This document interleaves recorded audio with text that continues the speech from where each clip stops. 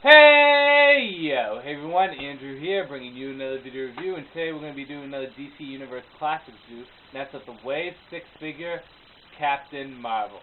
Or as they're trying to promote it, Shazam, due to copyright infringements, but hey, he's always Captain Marvel in my book. Take a look at this Marvel man right here. Now, Captain Marvel's real name is Billy Batson, and what makes him unique to any other superhero is the fact that he's actually a kid. Yes, Billy Batson is a child, and one day he's wandered into the cave where the wizard Shazam lives. And the wizard Shazam bestows upon him the powers of the gods.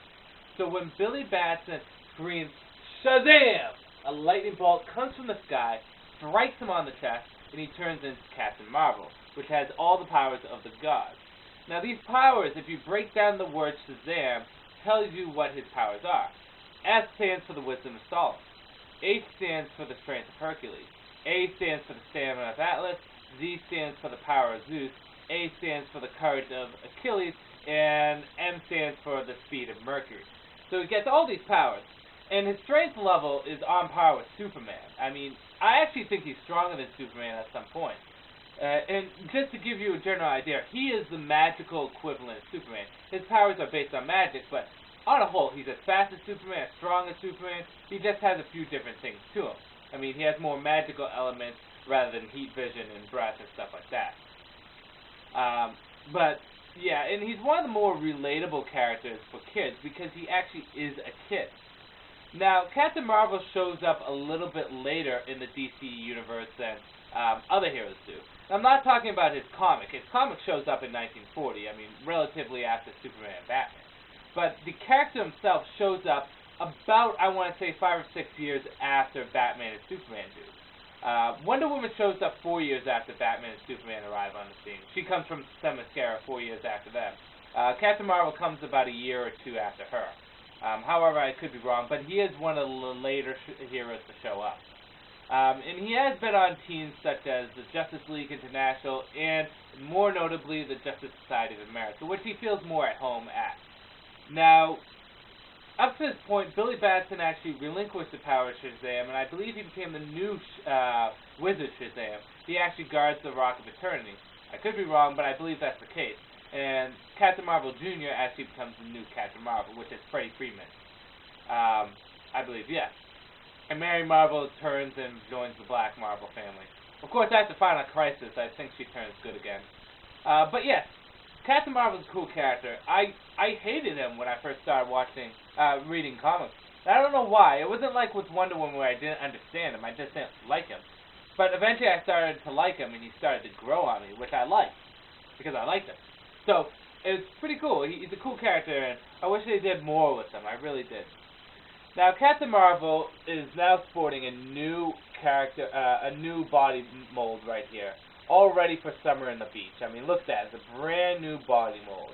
And one thing you have to know about Captain Marvel, in this figure, is the little nooks and crannies makes this figure great. Other than the fact he gets a completely new mold, it's the nooks and crannies that make him really good. First thing you need to know is Captain Marvel's body type is a lot different than any other superhero. Whereas maybe Batman, Superman will have a jacked, cut body. They'll be muscular, they'll have a six-pack, and they'll just be very cut, along with being muscular. Captain Marvel is just raw muscle. He is just muscle. He doesn't have a six-pack, it's just muscle. Everything is muscle for him. He's just a big dude.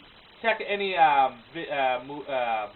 picture online. I mean, Alex Ross's art of Captain Marvel is very nice.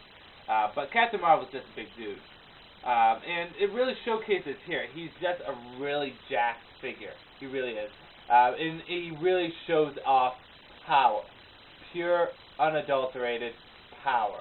Now, like I said, the nooks and crannies make this figure good. One thing is his shoulders.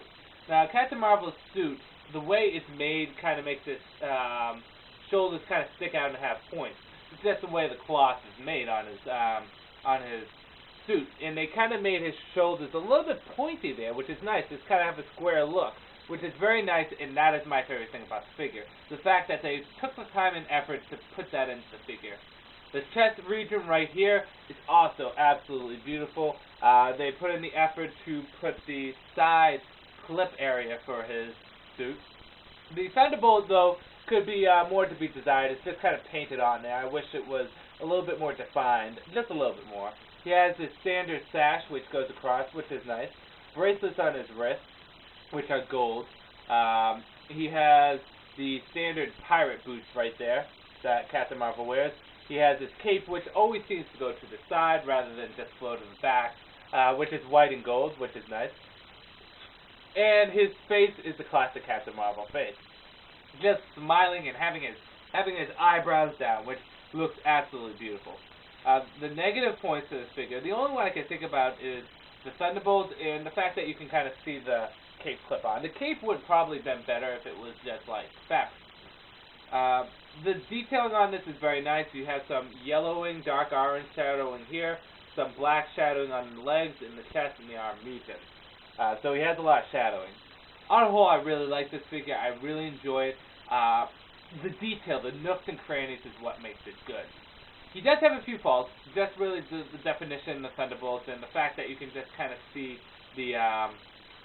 where the cape connects in. And the only other fault is he has a standard articulation of the DC Universe classic figures. However, the cape can dampen his arm movement here. I mean, he can't move back.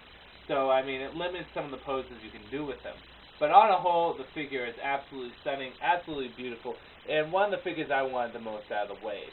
And oddly enough, he's the last figure I got out of the wave, which kind of upsets me, but he's kind of hard to find, at least where I live. I know some people can find him almost anywhere, but take a look at the back. But he's I hope I actually get this in focus. But he's actually a very nice looking figure. I do recommend picking up, and like I said, the nooks and crannies and the fact he gets a new mold, the effort they put in this figure really makes him stand out. And I can't wait till I get my Black Adam figure. I can't wait. Have them stand next to each other. But he's a great figure, and I do recommend picking it up. With that said, this is Andrew saying peace out for now.